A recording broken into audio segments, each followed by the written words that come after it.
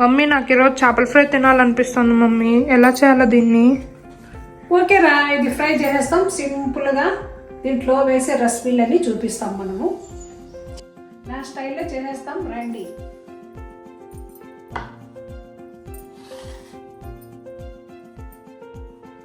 ఇప్పుడు దీంట్లోకి మనం మసాలా తీసుకున్నాం కదా, వేయించుకుందాం దోరగా.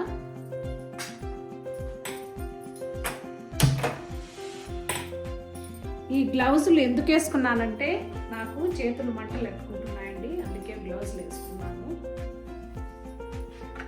ముందుగా స్టవ్ వెలిగించుకుందాం. దీంట్లోకి ధనియాలు, మెంతులు 1 స్పూను, జీలకర్ర వేసుకొని దోరగా వేయించుకుందాం. ఇవి దోరగా వేయించుకోవాలండి, లో ఫ్లేమ్లో పెట్టుకొని బాగా స్మెల్ వచ్చినంత వరకు. ధనియాలు బాగా మంచి స్మెల్ వస్తుంది. ఇప్పుడు వేగినాయండి, స్టవ్ ఆఫ్ చేసేస్తాం.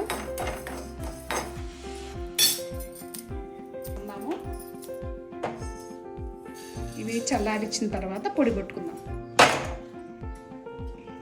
బౌల్లో నుంచి పెనంలోకి వేసుకొని మనము మసాలా కలుపుకుందాం. ముందుగా మిరపొడి వేసుకుందాం, వెల్లుల్లి పేస్ట్, పసుపు, ఉప్పు తగినంత వేసుకోండి. కొద్దిగా నూనె, ఎందుకంటే చేప పట్టాలి కాబట్టి నూనె వేసుకోండి. ఇలా ముక్కకి మసాలా బాగా పట్టాలి. 1 గంట సేపు మ్యాగ్నేట్ చేసుకోండి, చేసి పక్కన పెట్టుకోండి. ఇలా ముక్కకి మసాలా బాగా పట్టాలి.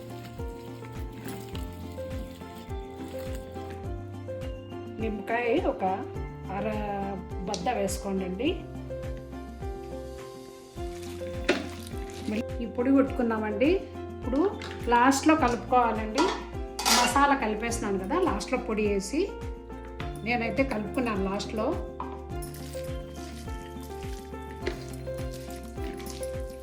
బాగా మళ్ళీ కలుపుకోండి. మూత వేసి పక్కన పెట్టేస్తాం. 1 అవర్ అయిపోయిందండి. మసాలా బాగా పట్టేసినట్టుంది. ఇప్పుడు మనము ప్యాన్ పెట్టుకుందాం.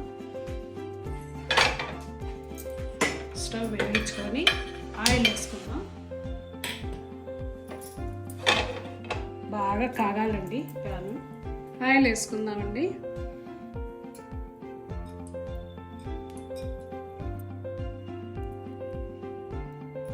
ముక్కలు వేసుకుందాం.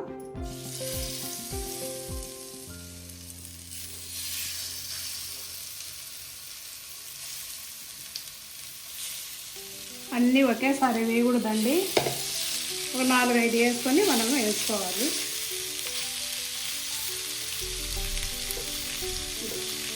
కొద్దిగా ఆయిల్ వేసుకుందాం పైన.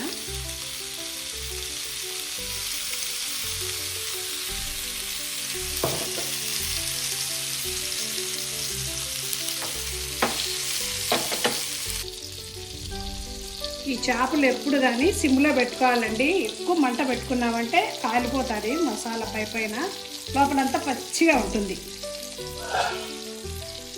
అలా మూత పెట్టుకొని లో ఫ్లేమ్లో పెట్టుకుందాం.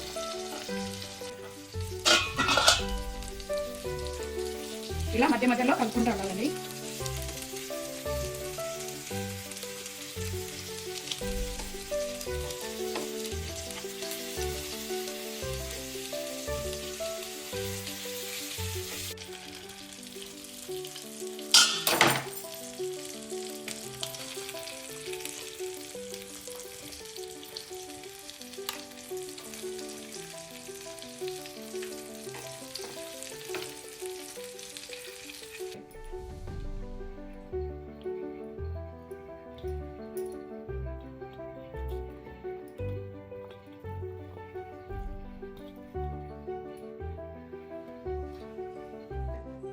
ఇదిగోరా, నువ్వు చెప్పిన చేపల ఫ్రై రెడీ అయిపోయింది.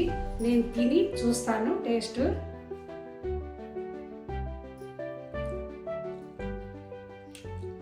సూపర్గా ఇలా చేసుకోవాలి.